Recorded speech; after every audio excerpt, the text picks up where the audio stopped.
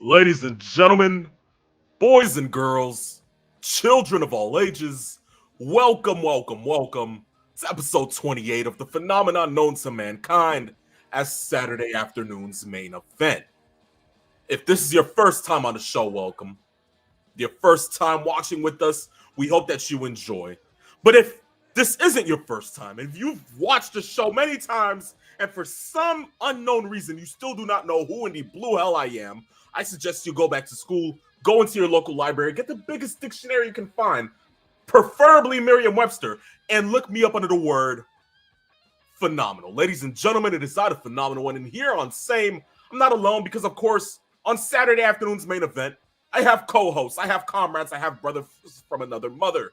One of them, of course, you may know as a limousine riding, jet flying, kiss stealing, wheeling dealing, son of a gun who is not having a hard time holding his alligators down.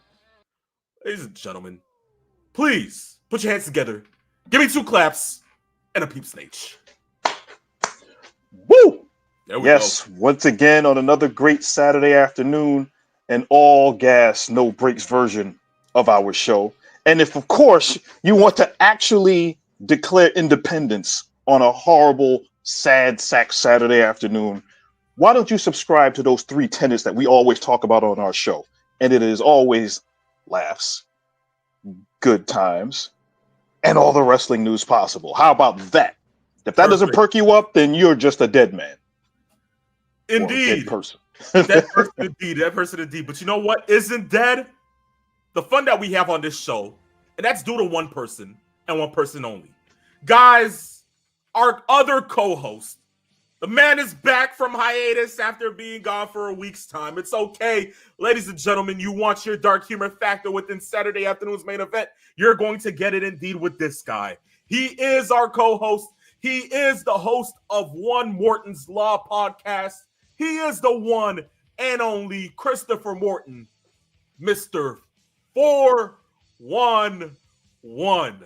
By the way, really surprised Nature's energy. He's usually half dead, but today he's really And Rich, I like the new hair. Let your soul be. Looking good there. Thanks, man. I appreciate Yeah, there you go. Definitely not like the Jenkins. Trust me, it's not greasy anywhere, guys. It's completely dried up. You don't have to worry about me. You know? There you go. But I get where you're going. Soul Glow. Sponsor there you go. Saturday afternoon's main event. Let me stop. But with that being said, guys, I hope you gentlemen are doing great. I hope the people who are watching us on Twitch, Twitter, or YouTube are enjoying themselves as well. We have a stacked show for you guys today. A lot of wrestling news, but indeed a slow news week. It's okay. Because like Peep said, here on Saturday afternoon's main event, we're here to give you guys laughs, good times, and all the wrestling news possible. If you guys aren't familiar with our social media and you guys want to go ahead and follow us on our platforms, of course, if you want to follow us on Instagram, follow us at Saturday afternoons_main event. If you haven't followed us on Twitter or X, follow us at Saturday Main. And of course, you can follow us on TikTok at Saturday afternoons ME. But without further ado, let's not go ahead and worry too much. It seems like The comments for same are already firing up. Hot Rod says this. He says, I acknowledge the white man, Mr. 401, as my tribal master. We're starting today, ladies and gentlemen. It is indeed one of those episodes. Oh, man. We can tell how good this show is going to be today now. It is indeed going to be great. But look, with that being said, guys, let's go ahead and get this show on the road. And of course, the only way we get this show on the road is when you hear this sound. It's time for one thing and one thing only. Guys, it is time for Wrestling Crash Course. All right, peeps, you feeling good, man? It seems like you're happy about this. Yes. All right, Chris, let's start this up, man. Let's go ahead and get started with Wrestling Crash Course today. First piece of news.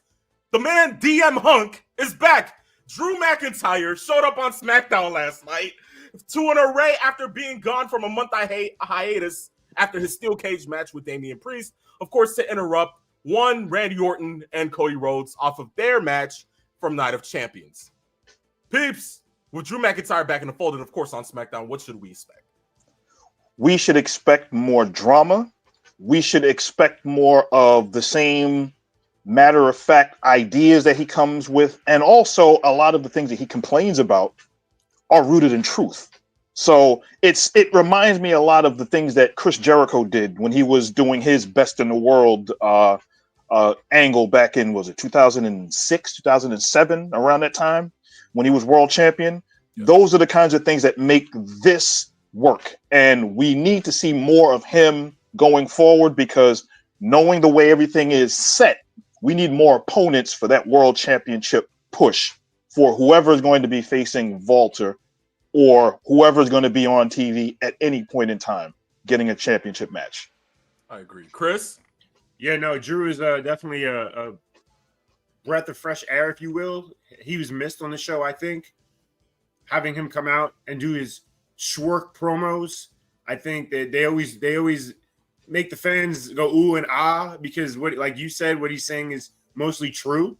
And yeah, what was the reason? The hiatus was just to get him off TV and give him a break, or was he hurt? He had a neck issue that he was kind of nursing, so he took the time off, and they kind of wrote him off of TV, give him some time to recover, and then he's back on TV now. And I think I like the fact that he's kind of needling Cody and kind of putting it in the face of Randy Orton at the same time. It was like, well, Cody, his back was injured as far as Randy Orton's back, and he didn't relent. He's supposed to be a good guy. Why is he going after your back? So I love that little dynamic right in the back of the mind. Now, did Drew resign officially? Because I know there were rumors of his contract being up at some point. Well, Drew, didn't he just sign a contract? That was last year. It was like a 4 or 5 year deal. So I don't think he's going anywhere. Because I've always, again, the internet, grain of salt, right? I've always heard stories about him being up, and that, who knows where he's going to go, if he stays or not. So if he did sign long term, obviously, I just want them to do something more with him. And I feel like he can eventually wear the world title again in some capacity, because he's that good and he's done his best work over the last year plus. Yes, I agree. And given the fact that his last reign lasted 5 minutes, I think they can do a lot better than that. Talk about it. Indeed. Yes. But from there, we move from one returning Drew McIntyre to the world of AEW. We're hearing that the Coke Man, Tony Khan, is considering a third AEW weekly show. What is it, superhero? KH on his chest. Tony Khan.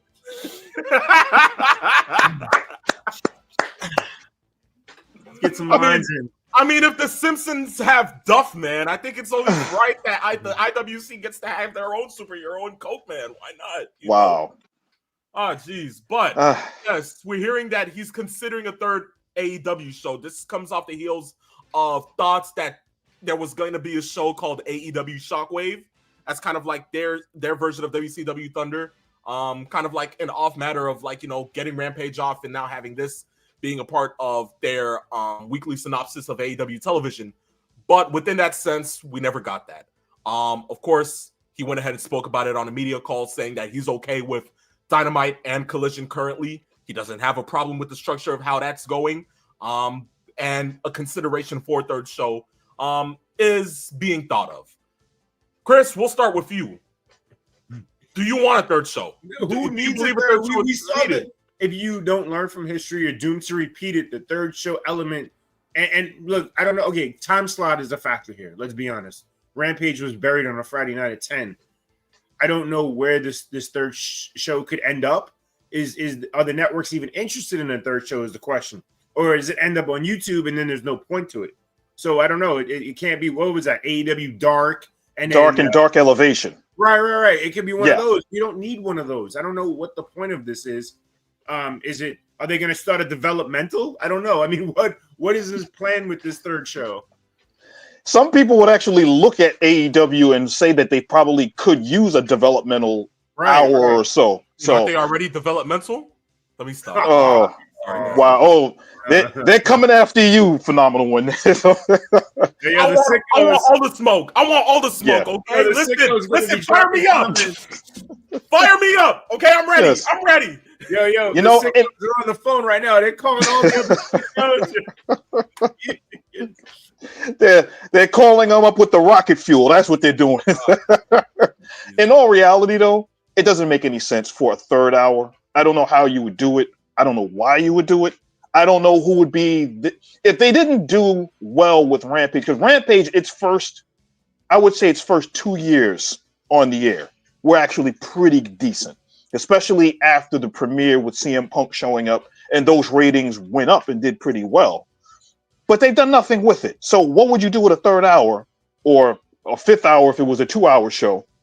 What would they do? I don't know. Until then, let's go ahead and keep this under the radar. Possibly not. We're not going to go ahead and see a third show. Would be shocking to see if Tony were to go ahead and actually make this. How about the whole hour is Tony Khan just doing coke? That's Lord. it. That would be entertaining.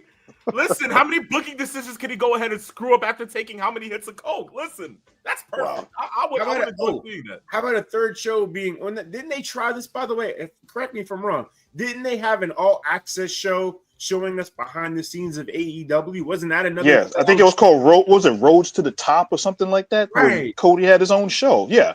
Yeah, so Cody had his own show. Then they had the AEW. It was like an all elite pass, like a backstage pass, just to see like how creative directions were going and things. Yeah.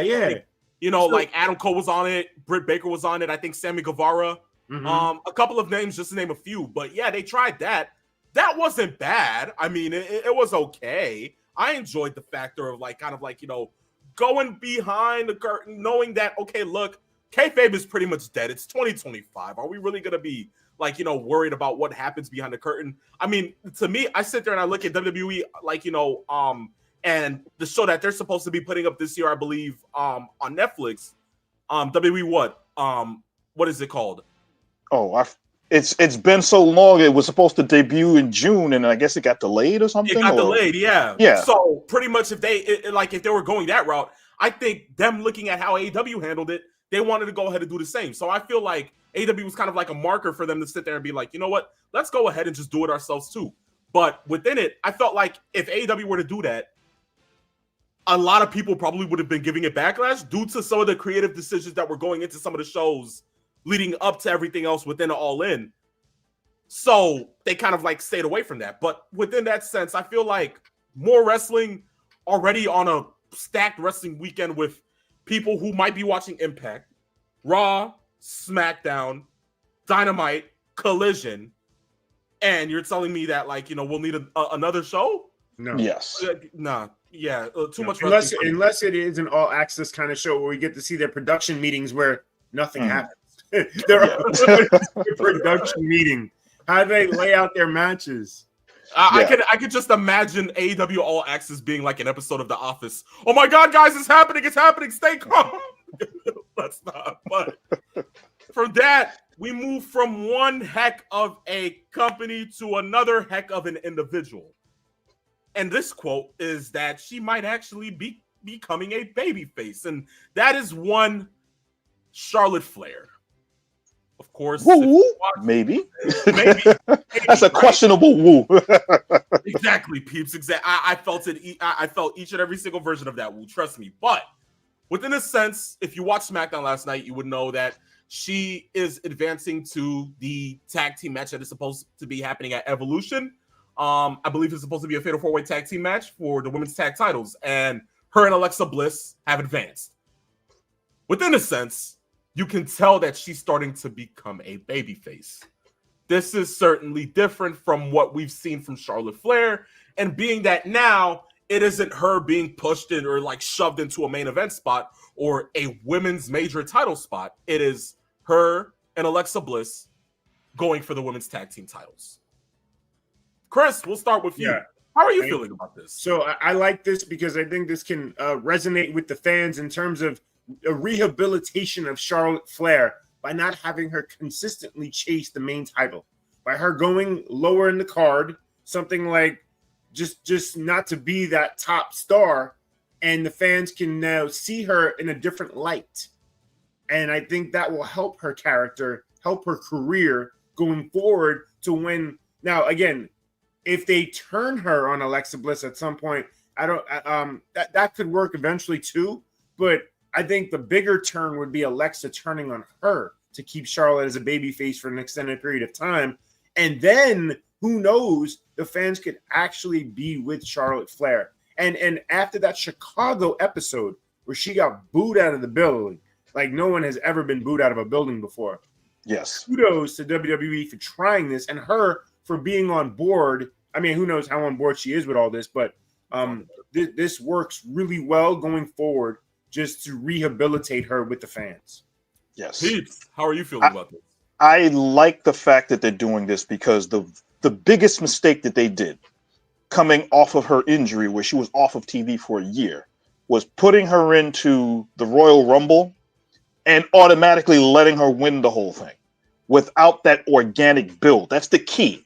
It has to be organic. We here talk about Charlotte Flair, and no, she is one of the most gifted wrestlers that the wrestling world has ever seen. All of the tools, all of the gifts, she's very good in ring. The problem is her character is 100% unlikable. It is 100% unrelatable. And a lot of people look at Charlotte Flair as the only reason why she's getting as big a push is the nepotism of her name. And even though that is positive on some aspects, but it's also negative on others, she now has to come out of this. And the way that they're building this, I like the conversation that they had in the locker room yesterday with Nick Aldis and Alexa Bliss saying basically, well, you want to get to the championship and Tiffany should be picking you. And then Nick Aldis like, do you really think that Tiffany's thinking about you, especially after she beat you?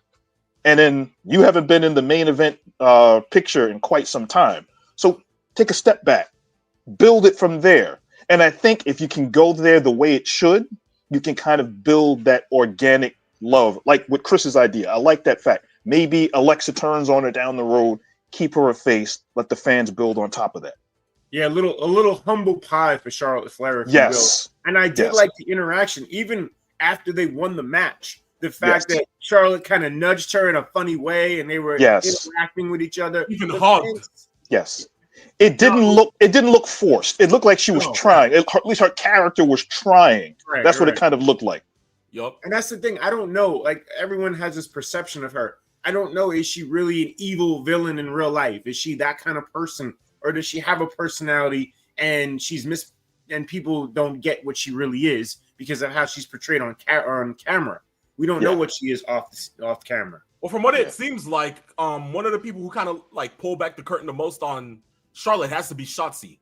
And Shotzi has made it known through social media and everything that Charlotte is like probably one of the most helpful people backstage. And even when it came down to her getting released the first time around, Charlotte even said, "Oh, look, I can make a couple of calls to a couple of people to get you, like, you know, within certain companies if it comes down to it. You know, if you're really just like, you know, looking for, you know, work or whatever, I got you. As a friend, of course, I'm here for you." And it's just like, well, a lot of people, you know, from, of course, the IWC is the IWC. You take everything from the internet wrestling community with a grain of salt.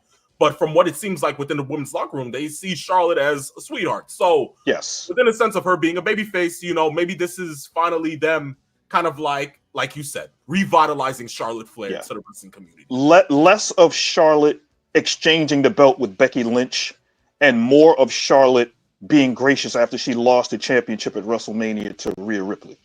Yeah. I think that's the way they want to portray it. It will be a great pop when they do win the tag titles, because I believe that will happen. Yes. Indeed. I agree. I agree on that. But from there, we move from one women's talent in one company to another women's talent in another company.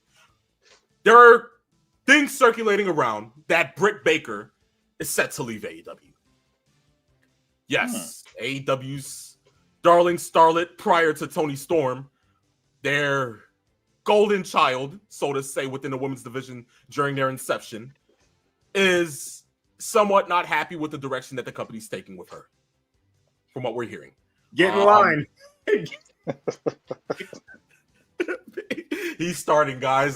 He's starting. Yes. Fire him up. Yes. But from what we're hearing, AEW has even further stated that there are chances that they're not trying to let her go as of now, due to Evolution kind of like coming around and any, near shows taking place in Pittsburgh or whatnot. The Miro treatment.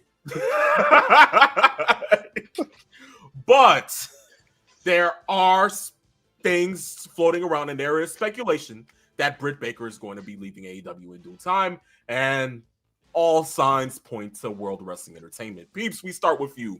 What does this mean? What are you looking at it as, and what is the thought process? This rumor seems to have been floating around for the better part of 6 months at least. We've been hearing from different sources, is she going to stay? Is she going to go? Oh, and then when her breakup with Adam Cole went public, then everybody's like, oh, that's the nail in the coffin. She's definitely leaving. And then we've heard so much speculation and conjecture and hearsay. What I think will happen if she stays, they would still have her to kind of help solidify the women's division in AEW, which has gotten better over the last 6 months. They could use her still in the company, and used right can help elevate the other talent there. If she leaves and goes to, say, WWE, they can just plug her in on the NXT level and build her up again. I think that the WWE would probably be the better shot for her if they know how to use her in the right light. Maybe she needs a change of scenery. She's got a lot of other people that she can work with, but also she got people from AEW that have gone to the WWE that she can work with as well. I agree. Chris, how do you feel about this? Yeah, I disagree from the standpoint in terms of what we've heard about her attitude and a lot of things she's done backstage. And does WWE want that malcontent in the locker room? Does she then go to TNA just as somewhere to go to start and rebuild her character and her career? Because I'll be fair. I mean, I think towards the end of, not that her stint is over in AEW, but in terms of her on-camera stint, she lost a lot of her popularity with the fans. She wasn't as over as she was initially. And I think a lot of that stems from the backstage stuff and just her matches. Again, let's talk about her matches. We started to see a lot of botches with her matches. They weren't so good. She started just to not be, I don't know, something was missing with her character over time. Kind of like Hangman Page until he just rehabilitated his character. So maybe she can still do that again, but if I'm WWE, I don't know if I want that right away. Maybe she has to go to TNA for a little bit. Yeah. And a couple of other factors with Britt Baker, as she talked about, she was off of TV for a while when she was dealing with a really personal health issue. And that could have aided in why her character on camera and her in-ring works kind of suffered. But also maybe being away from Adam Cole, because they've been a couple for a few years, maybe that might help get her back on track, at least in the eyes of the fans. Yeah, indeed. But from what it seems like, even Ringside News went ahead and reported that, the locker room has been divided about this whole thing as her absence continues. I'm looking in the comments and I see that it's being debunked that she has a year left with possible injury time left. I mean, Ray Phoenix had time left on his, and he wanted to get released. So the main point is that, look, at the end of the day, they're wrestlers. They would possibly want to be like, hey, look, I'm not being used. She has publicly even went on social media saying that her value hasn't been valued enough within certain places. She's went ahead and made alludances to that. So within the sense that we hear about certain things when it comes down to this, look, if people are even going ahead and going above the ranks to even further themselves out to say, look, I'm not being valued, then case in point, they're probably asking for a release. Whether or not they have injury, they have injury time left, whether or not, there is, time left on a contract, I do feel that, look, when they ask for releases, they ask for releases. I mean, look, case in point, Cody asked for one how many years back? When it comes down to it, how many people within WWE have asked for a release? So, case in point, it's not like it doesn't exist for people to not want to ask for their release from AEW. We've heard about it many times. I mean, look, we Ricky Starks, Miro, Mariah May. There's a laundry list. You just mentioned Andrade. Phoenix, all these people. Who else? Andrade, who definitely wanted out. He was going too. So yeah, exactly. So when it comes down to it, whether or not they have contract time left, they want out. Yes. So it's case in point. But look, we'll continue to monitor the situation when it comes down to Britt Baker and what it means for her with AEW. Whether she does come back, whether they do use her, whether they hopefully utilize her. Once more, even with what Chris said, if she were to leave, what does it look like for her within other locker rooms? Once more, we will continue to monitor this. But from there, we move from one side of the company to another. We're going to go ahead and move to TNA and their involvement in Evolution 2. We are now hearing that there are reports that the NXT title and the TNA women's title will be up for grabs in a winner-take-all at Evolution 2. Now, of course, we know that this is Slamovich versus either Jordan Grace or JC Jane. Chris, we'll start with you. What does this mean for TNA? How big of this is a push for them, being that they will now highlight the TNA women's title on a WWE All-Women's pay-per-view? What does this once more mean for the women? Chris, we'll start with you. Well, overall, it's just amazing for women's wrestling to have the spotlight, of course, with Evolution. And the TNA women, I mean, look, we've said it for years that division is as strong as any other locker room. We know how good the TNA women's division is. So them to just get that spotlight is tremendous for them. And I think it's a matter of time before Jordan Grace is on the main roster. She has to be soon. Yes. I agree. Yes. Pete? Also, the fact that you might definitely see the Iconics, or they've changed their name to the Inspiration now. Oh. To see them on Evolution would be really, really good. I'd like to see that happen as kind of like a nodding return to where they started in WWE through NXT in their exposure to the wrestling world. I think that, as you've often heard me say before, and I say this all the time, the women's division in a lot of these companies have become the backbone of these companies going forward. AEW, even though the women's division had its ups and downs, it has improved, and they have a lot of great talent there. AEW, they're getting better. WWE, especially the NXT roster, really good. TNA's women's division, top notch.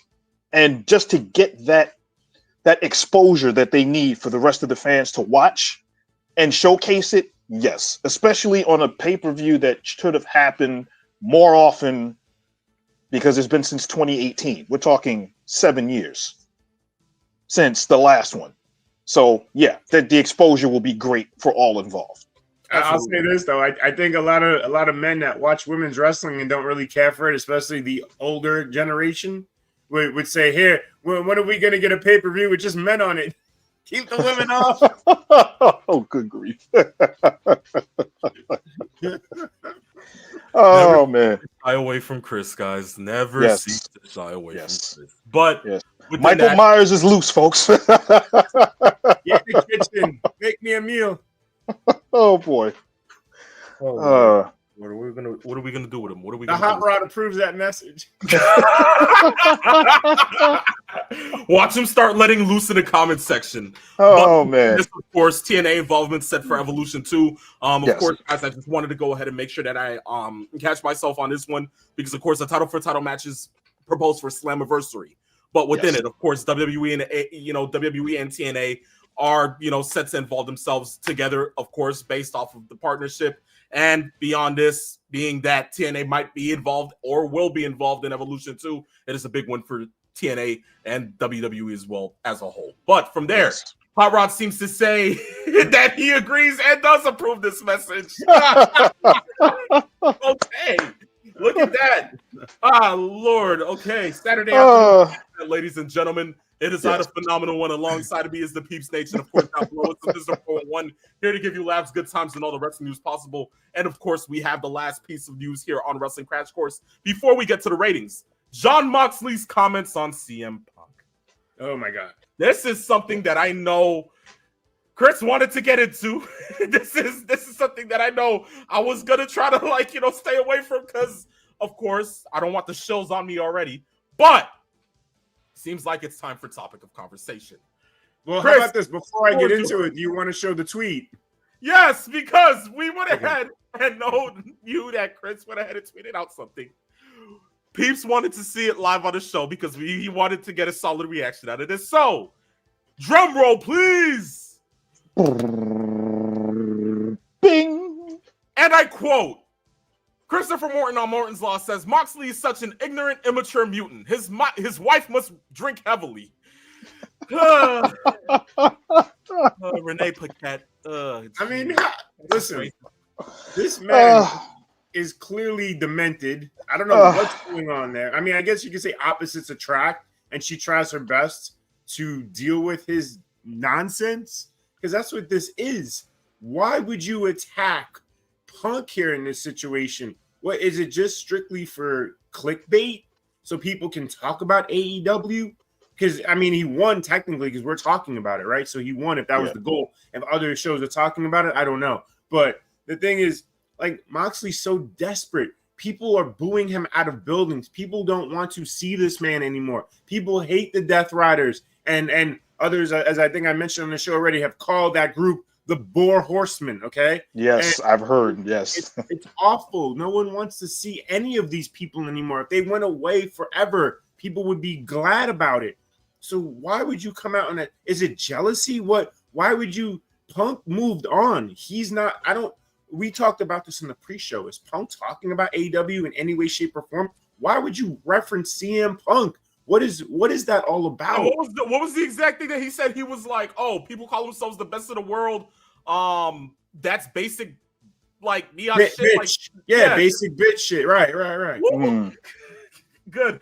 Oh, jeez. Punk bowing down to Saudi is awful. Oh Lord, here we go. What happened? I see something in the commentary that says Punk bowing down to Saudi is awful. No, I mean, all right. Okay, well, okay. Duh.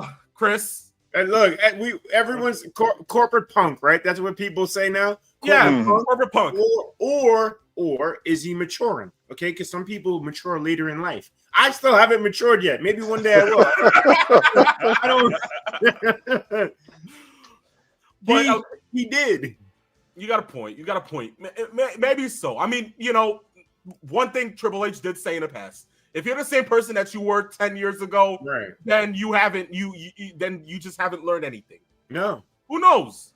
Maybe because of everything that he's had to, deal with. Maybe leaving, going ahead and trying the UFC, sticking to movies, trying to go ahead and start up his wrestling career and restart it up again, going to AEW, and then kind of sitting there and saying, well, look, if the writing is on the wall for me to go ahead and go back to WWE now that Vince is gone and now that, things seem to be different and seem to be the way that it is because people are saying, oh, well, you know what? If it wasn't because you didn't go ahead and, vouch for some of these certain things, maybe this would have never happened.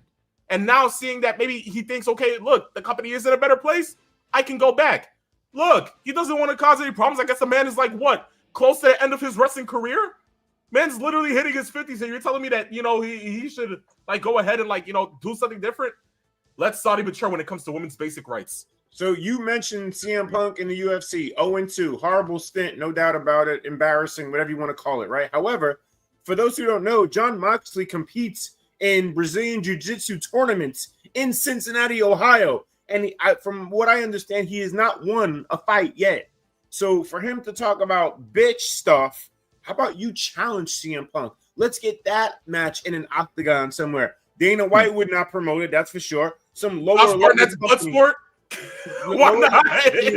Cool mistake. Let's get Phil Brooks in a ring with Jonathan Good, and let's see how bitch CM Punk really is, Mr. Good. Okay? I agree with that. I can vouch for that. The crazy part about this whole thing, and we talked about this in our pre-production meeting, is that CM Punk, after he left the company or was fired, they kind of anointed John Moxley as the locker room leader because for a small amount of time, he kind of helped right the ship with AEW when he won, I think it was his third world championship and held it for a little bit while they kind of did a course correction. Why, if you are the locker room leader, are you throwing out jabs and quibs about someone else in another company that has, for all intents and purposes, has already moved on? Because let's really be honest, to get back on the CM Punk Saudi stuff, he actually explained last week what happened. He said, I did an angry tweet at The Miz, someone that he apologized to in person before he jumped to WWE. Talk about it. And on top of that, he apologized to the fans in Saudi. So if we're talking about an evolution, so to speak, of somebody and being who they are and owning up to what they've said and done, Punk has done a much better job of that than Moxley has. But then again, as I've said before, consider the source. Moxley's a joke. Everybody knows he's a joke. His matches suck. If you like his matches, you're lost. They suck. I can agree. Well, look, from there, that marks the end of Wrestling Crash Course here today, ladies and gentlemen. You guys want to go ahead and keep with all the latest wrestling news and updates. All you got to do is one thing only, follows on our social media platforms, all respective. All would be there for you guys. Instagram being at Saturday Afternoons _ main event, Twitter being Saturday Main, and of course, TikTok being at Saturday Afternoons ME. With that being said, peeps, we've gotten to the part of our show before we get to our break with the ratings. So please go ahead and give us those. Yes, the ratings are looking a lot like they have the last couple of weeks. NXT took, again, another week with 627,000 viewers with a 0.15 in the demo, where AEW Dynamite did 584,000 with a 0.16 in the demo. So even though AEW, their viewership went down, the demo stayed about the same. But here we go. 584,000. When you are at the penultimate show before your big pay-per-view the following week, and you're getting less than 600,000 views, something's wrong. That's not good. And as many times as we've said, well, because of baseball, or maybe because of basketball or the playoffs or whatever, we can't use that excuse now. Yeah. There's a disconnect within the last couple of weeks that has shown a decline. There's one thing if they lose to NXT. It's another thing to do a sub 600,000. That is not good at all. I just don't get that one. Yeah, no, it's bad. Listen, the numbers are bad. And here's a question. What do you think of the build? How has the build been towards All In? Do you think the build is any good? The build for All In started well, especially the main event build. Right after Paige won the tournament to get the title shot. And it looked hot. They even teased that there was going to be that idea behind we're going to have Swerve and Paige kind of interact with each other, knowing that there's like basically a blood feud between the two of them, but then they kind of have common ground. We hate each other's guts, but somebody has to take the championship off of Moxley. And that grew to what it became, and it looked pretty good until the last couple of weeks. And I don't know what they've been trying to do, where it seems like Paige only recently seems to have backup now. And that's with Samoa Joe's, the Ops, as they're calling them. So from there, okay, fine. Like you said earlier, Paige had better win this championship at All In. He has to. It's an epic booking fail if he doesn't. I don't know. And what I mean, listen, let's just hope he does and not give any thoughts on him not winning. Yeah. So the other thought in terms of the ratings is that they had hit a really high number when they did the show in Mexico. 737 was it? Was it that They high? did 726. 26. Yeah. And just last week, as a matter of about 3 weeks ago. Yeah. So and last week was what? Last week was for AEW 613,000.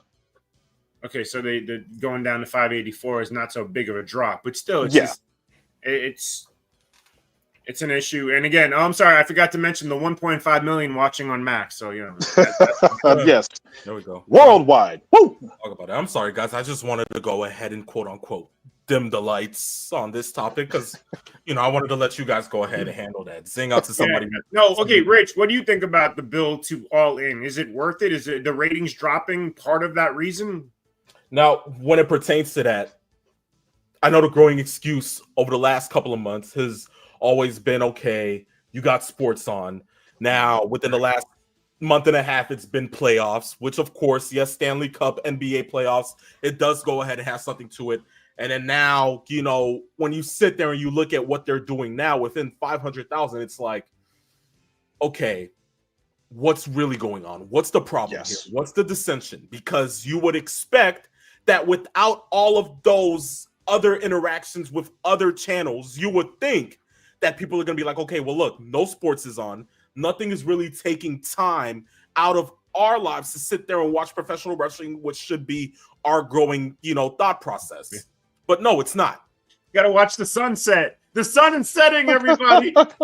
45,000 people are going to watch the sunset. I don't know what I genuinely don't know what the excuse can be now. What is it going to be like? Are you going to tell me Club World Cup is taking shape and that's what people are actually sitting there watching around? Oh, yeah, because those nerds really love soccer.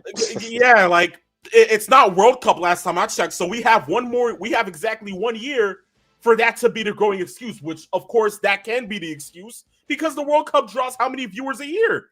Every 4 years. So that's understandably reliable. But when it comes down to certain other sports, nothing. What, you're going to tell me the UFL? No. I don't even think people in the UFL are watching the UFL. I only know that because I watched highlights of the championship game and the building was a quarter full. Exactly. Like AEW. Wait, like an AEW. Oh, wow. I'm going to piggyback on that as far as the ratings go, because this is something that we have to talk about. Dynamite just did their 300th episode. I've been railing on AEW for this kind of thing when they did their 250th episode and they did their 200th episode. Why is it that Monday Night Raw and SmackDown, when they have a milestone episode, why is it that they can do, well, this are all of the things that have happened. Here's a clip from such and such year. Oh, here's a clip of the debut of this wrestler and show history going in and then promote it as such. Because when Raw did their 5,000th episode or 10,000, whatever the heck number they're up to right now, they promoted that thing for about 2 months. If your 300th episode is going to be shown on television, you'd think they would promote it as such. Nothing. And just with Collision, the same week, they did their 100th episode. And you know what their ratings were for Collision? 285,000. Here we go. After they did 426, and then they did 400 and I believe 19 the previous week, they fell off a cliff. It's like lemmings walking off a cliff and right into the ocean. I don't understand how you cannot promote your product and advertise it as such for a show that's supposed to be special. Our 300th episode. Where's the fanfare? Exactly. Where are the clips? Where's the importance? Where are the banners? Other than the 300 number on the screen, where is it? That irks me to no end. I don't get that.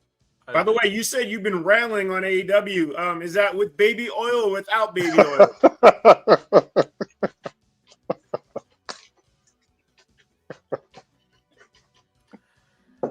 Judging by my watch, it is now time, and it is now the end of the first half of Saturday afternoon's main event.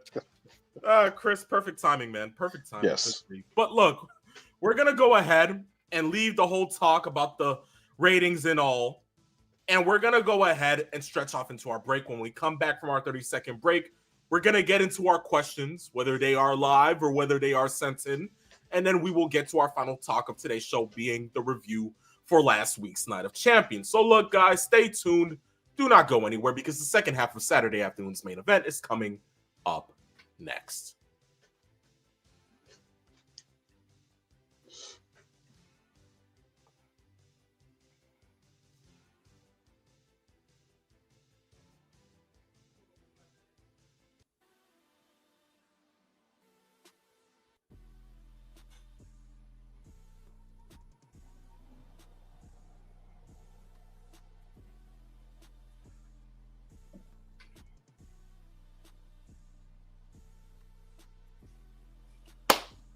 Welcome back to the second half of Saturday afternoon's main event. Of course, it is out of Phenomenal One. Alongside me is the Peep Snake, and right down below is the host of Morton's Law, Mr. Christopher Morton, Mr. 411.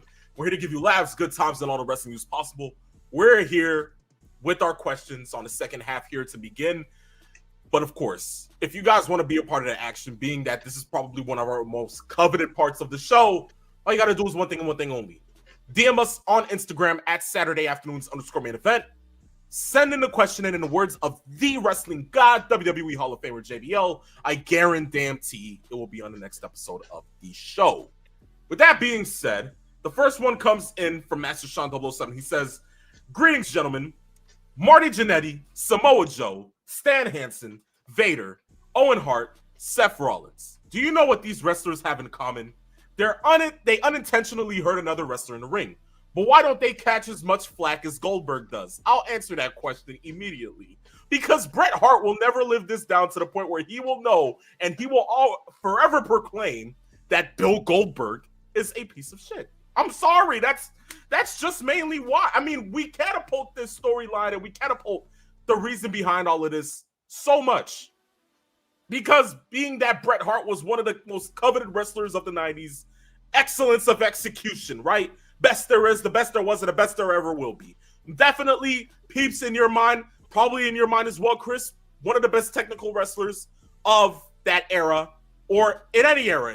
Hands down.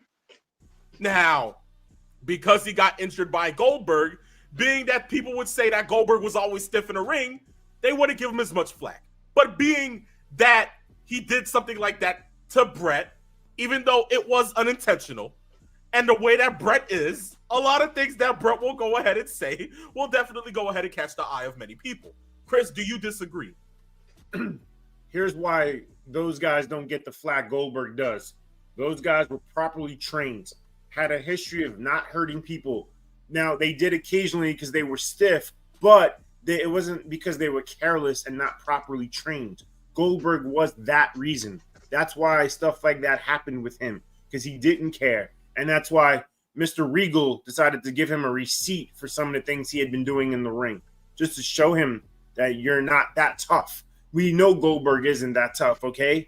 So, yeah, that's the reason why. Those guys all had a history of just being good in the ring, quality workers who, yeah, listen, Hansen took liberties. There's no doubt about it with jobbers. The Seth Rollins buckle bomb thing, huge error. The Owen Hart pile driver on Steve Austin, huge. Now listen, Steve Austin held a grudge for a while too. Let's be fair about that. Oh yeah, yeah. Yeah. And how about I'll throw a tag team out there that people probably aren't thinking about that would look at as like maybe they took liberties on certain people. Remember the Destruction Crew of Yes. Wayne Bloom and Mike Enos Right. when they were the Beverly Brothers, and that horrific finishing move that they used, the Shaker Spikes Height.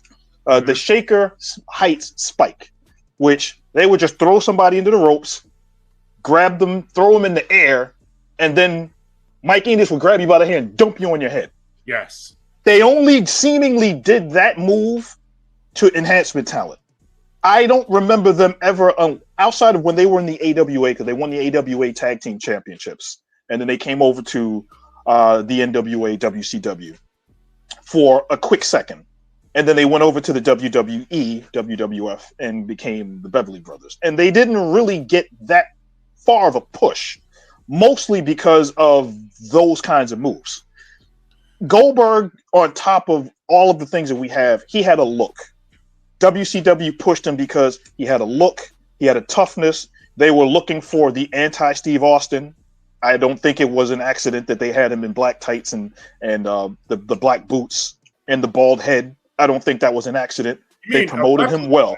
Not an anti, but a replica Steve Austin. A replica, but on a different way in the sense that where Austin was a worker, Goldberg was just a full court press.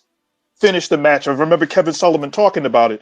You get him in the ring, he snorts smoke, he gets in, he beats a guy up, a couple slams, a clothesline, a spear, a jackhammer, match is over before you even finish your drink. So in that sense, that's the kind of the anti-Austin part. But that was all he was billed as. And if that's all that they trained him as, then you kind of have to go with that. And the best match that I still to this day think that Goldberg was in was the match he had with Paige at Halloween Havoc.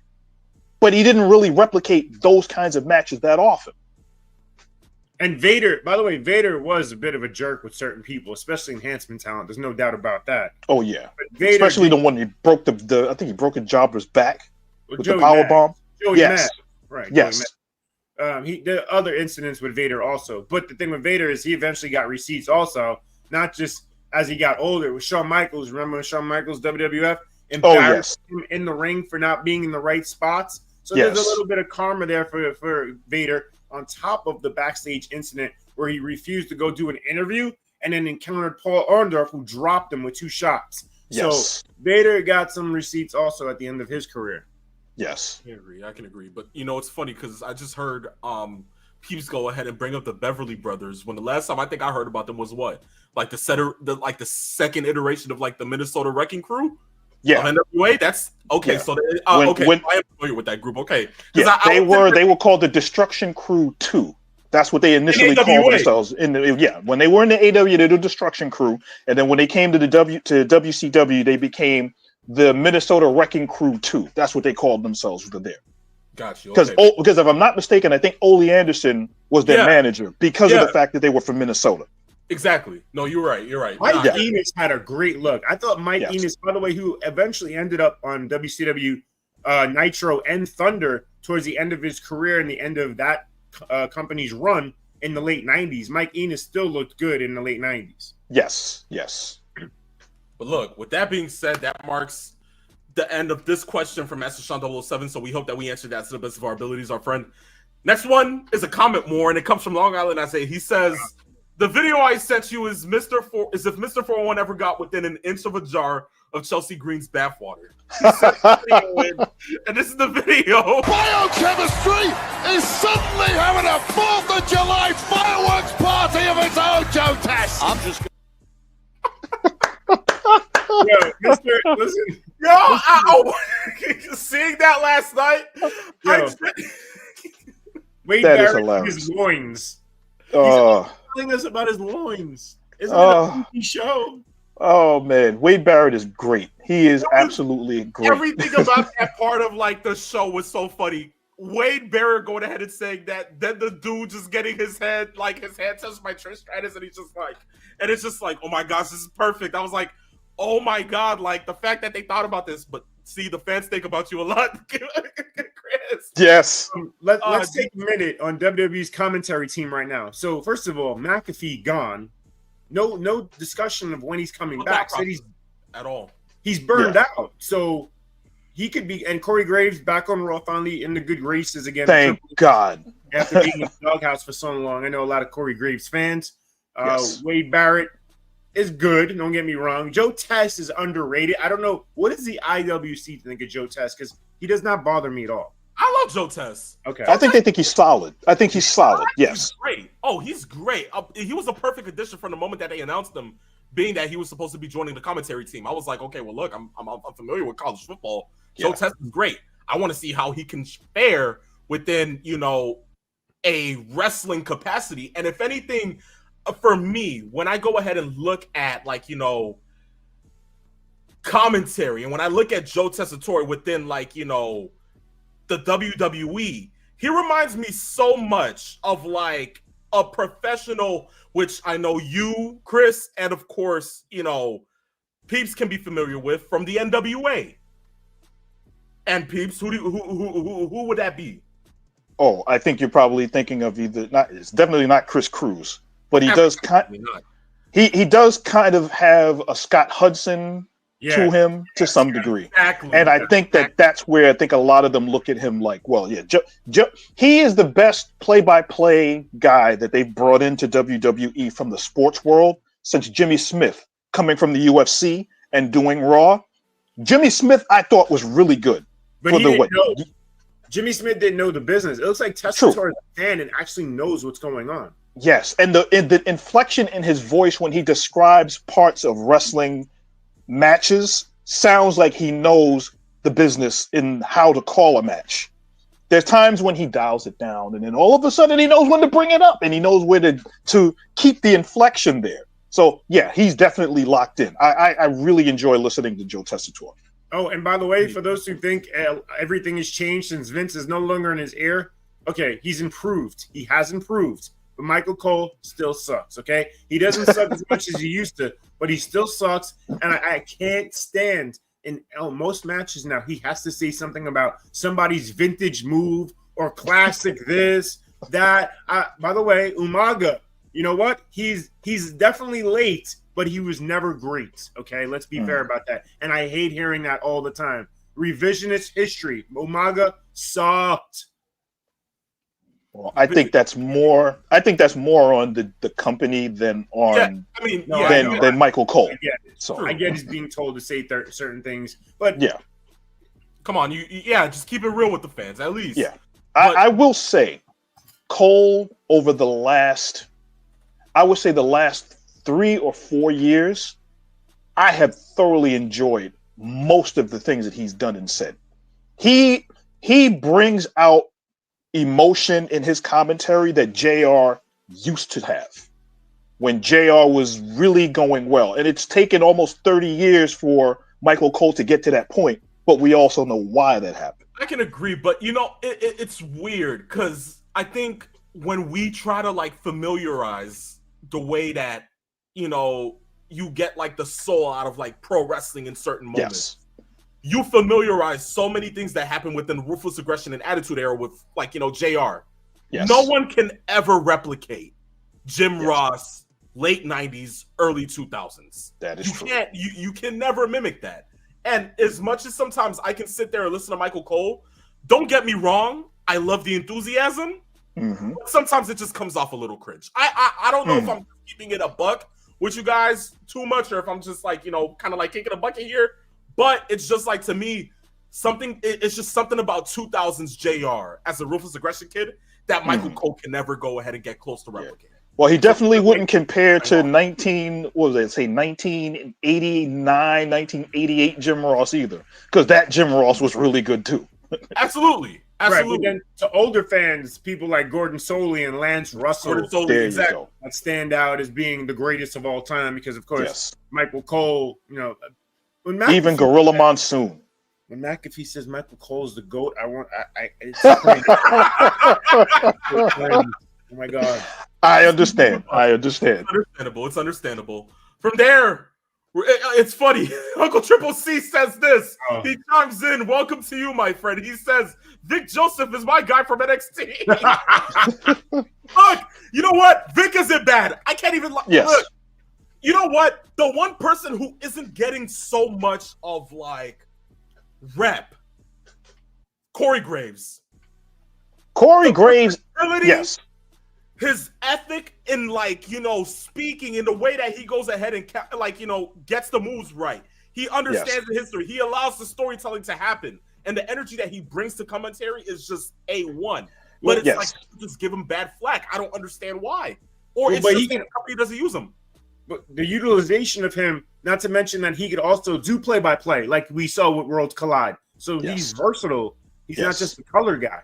So he is the Swiss Army knife of color commentary in that company. And the fact that I've heard somebody, I think it was yesterday, the day before, on a podcast say that he's basically the Dolph Ziggler of commentary and broadcasting because no matter what role you put him in, he's great at. And there's no way that you can just slot him in one thing because if you say you demote him and put him somewhere else, he excels there. You move him somewhere else, he excels there. He is right now, as far as I'm concerned, the best color commentator in the company. Yo, Bar none. conversely, did you hear on Wednesday night when MJF joined the broadcast table and was trolling Excalibur? Yeah. He's like, are you going to say Tope con hero? Yes. Yo, everybody knows Excalibur sucks. And MJF put him on good blast. grief. It was great. That would be it. Good. Oh, man. Oh man, you know what? I think this marks the end of questions, guys. Yes. You want to send in more? All you gotta do is one thing, Elise. Send it in at Saturday afternoons _main event on Instagram. I'm done. Chris, good grief, man. God, jeez. Okay, you know what? Look, it's 1:00. Let's not take any more of their time. Let's go ahead and end the show on a high note. Night of Champions review. We have a new U.S. champion in Solo Sikoa. Tonga Loa's back. Tala Tonga has made his debut. I'm gonna still call him Hikuleo. Tala Tonga. Oh, good. You know who he looks like? I just realized last night when he did the vignette, he looks like Big Cass, the Samoan version of Big Cass. Yes. Look at his He's face. 7 foot and 300 pounds, and you can't eat that. Look at his face. I was like, yo, who's that look like? But that Jade Cargill is Queen of the Ring. Cody Rhodes is King of the Ring. They will go on to face whoever champion they have on their roster at SummerSlam. Of course, John Cena and Cody Rhodes being the main event of SummerSlam, that will happen. Yes. Look. And of course, John Cena retained against CM Punk, which Seth Rollins ended up costing him. How did you guys feel about the show? Final thoughts just to end the show. Chris? Nate, you take it. I loved what they did with Jacob Fatu. I said that we all collectively thought Fatu was going to win, but the thought process with me was that if he loses, then Tala Tonga would be some sort of influence, and that's literally what happened. So I think going forward, I love the fact that if they're going in that route to take the belt off of Jacob Fatu to build him forward, does he need to win back the United States Championship? Or should they move him on after this feud goes on? Because we know this is the Bloodline 3.0, so to speak, or whatever the heck they call it. Big Jim is now about to be siding with Jacob, which means, who knows? Civil War Part 3 again? What can we expect? But I just wanted to chime in this comment. I'm crying with this comment. He says, my dog Hikuleo spent a year doing nothing to be called Samoan Big Cass. I'm sick. That is hilarious. Man, listen, so much New Japan, it kills me to sit there and hear being called Big Cass. But I mean, are they wrong? I can't. Yeah. Okay, so what went wrong in the Cody Orton match? What do you think went wrong? Because the match had issues. I feel like they weren't on the same page in certain aspects. The match lacked chemistry. I didn't like the match. The finish was okay. I get why they did the finish, but I don't think it was a good match at all. What do you think? I thought the match was solid. It was solid. The pacing was kind of slow. Yeah, but that's what you expect from Randy Orton matches. Yeah, match is painful to watch, and this is a prime example of that. Yeah, the match was good, but I just felt like the pacing to be the first match, it felt too slow. You want to be able to pick up the pace when it comes to certain shows, and being that was a Saudi show, you would expect that. Look, this was completely fast-paced, being that it's a Cody Rhodes match, being that this is the finals of the King of the Ring tournament, being that you had 5 other matches to go for the rest of the night, you weren't expecting it to be somewhat of a little drag. Of course, thank God they got to the finish, and then if they get the finish, I just feel like, okay, well, now that you're telling the story, I think down the line you have to go ahead and have Randy screw Cody. You want to prolong the story, you have Cody. It just makes sense, because how do you have Randy Orton kind of like picking back into himself and kind of like tapping into 2009, 2010 Orton, then it's like the minute he's supposed to go ahead and strike, he has compassion for Cody. And it's like, now you're telling me he's telling him, go get him, champ? Yeah. Beat John Cena's that. What? Okay, so wait. Let's take everything what Drew McIntyre said last night about Cody and Orton. Does that lead Randy Orton? And we saw they did a good job at the end of that segment of keeping the camera on Randy Orton's face, letting us think there's a possibility of him going back to being that Viper that Drew McIntyre mentioned. Yes. If that is the case, is it the perfect opportunity for the Viper to strike at SummerSlam? Or are they just going to tease it enough so that you think that that's the case, so that you don't get surprised. And I think that works in the standpoint of that was where they were going before Drew got hurt. Indeed. I think those were the story beats that they were looking at to kind of develop, and then they had to kind of take some time off from it because of the injury. You got a point. Well, look, with that being said, that, kind of like, ends that part of the match. Well, what'd you think of the main event? Shenanigans! Is it overbooked? I think when we talk about overbooking so much, I think everybody still is trying to come off that fever dream from last year's WrestleMania that they look at overbooking as, look, you have to have top-notch stars in there, people making returns, all this type of sense of like, overbooking. That's what people see as overbooking. I think last year's WrestleMania... And everything on Dynamite. Wait, not to cut you off, but could you imagine? I know we're going to do a preview for it next week, but I think everybody in the company might make an appearance in the Moxley Hangman match. That only makes sense, right? I could see that happening. Like AEW versus the Death Riders, you would expect that everybody from this long storyline would be showing up. Which would make sense based on what they did. Absolutely. I agree. But the only thing is that you expect that in a John Cena CM Punk match. Right. I genuinely knew that we're going to be shit. I even called what would happen within a match where CM Punk would end up losing the title. But I feel like, did Penta really have to show up? And then he does the little dance beforehand. It was like Jeff Hardy coming out to save Matt Hardy on Dynamite. Like, everybody had that thought. People are fighting in the middle of the ring. Mm-hmm. That's what it's crazy. Now, the story beat from that is, did Cena luck out and just luck out of getting beaten, or did he on the side kind of coordinate with Seth Rollins to help him screw CM Punk? I think he just lucked out. That's the question that they win. I think that they would go for. I think he lucked out. Because if you remember, he was about to go ahead and hit Punk with the title. Right? Yes. And the first shade that we actually got of Cena kind of reverting back to himself was him not doing it. And for me, I feel like now the storyline is kind of etching into a place where Cena's trying to go back to himself. Cena's in a spot where he's like, okay, I didn't need to turn heel to become champion. I had this part in me all along to at least have the hustle, loyalty, and respect and never give up persona. But it's just that I didn't go ahead and handle it the right way. Now I need to get back on good faith with the fans. Chris, you had something to say. Yo, crazy thought, which maybe I'm not the first to think this, so it's possible, but it just hit me. New York crowd turning on Cody. Could we get a double turn at SummerSlam? And that would play into, as I brought up, Seth talking in the ear of Cody about a month ago.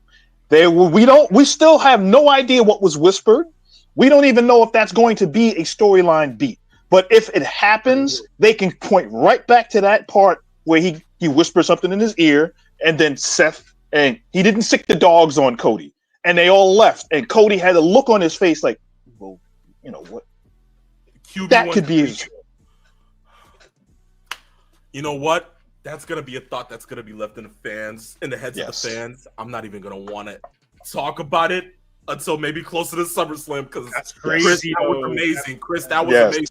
That was good. That was spot on. But look, we'll save that as an afterthought. We'll save that as kind of like leading up to SummerSlam, and we'll leave that for you guys, the fans, to think about. But with that being said, this marks the end of our review for Night of Champions, and this, my friends, marks the end of Saturday afternoon's main event today.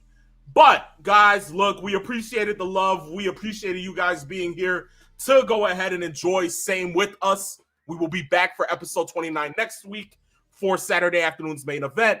And hopefully, of course, we will go ahead and be getting into so much, because next weekend is a wrestling weekend. Yes, it is. Great American Bash, All In, Evolution, Saturday night's main event, I believe. Saturday, you remember also Friday. You got Supercard of Honor on Friday also. Oh yeah, Yeah, it's a full court press. Listen, I'm pulling a Dave Meltzer because I'm doing the one thing almost every single person does in their mother's basement. Ha! You know, just, yeah, forget it. But, Wait. And the nerds are going to be doing, What was that? Saturday afternoon main event, ladies and gentlemen, no longer TV PG programming. But with that being said, this was Saturday afternoon's main event where I, the phenomenal one, And I, the peeps, Nate. all right, Mr. 411. Yes, where we came, we saw. and in the words of the Oracle, Paul Heyman, Send them home, peeps. we conquered. We conquered, ladies and gentlemen. See you next week for episode 29. Well, we on point today. Oh, indeed. Yes. Phenomenal one, Peeps Nate, Mr. 411. Peace, love, farewell.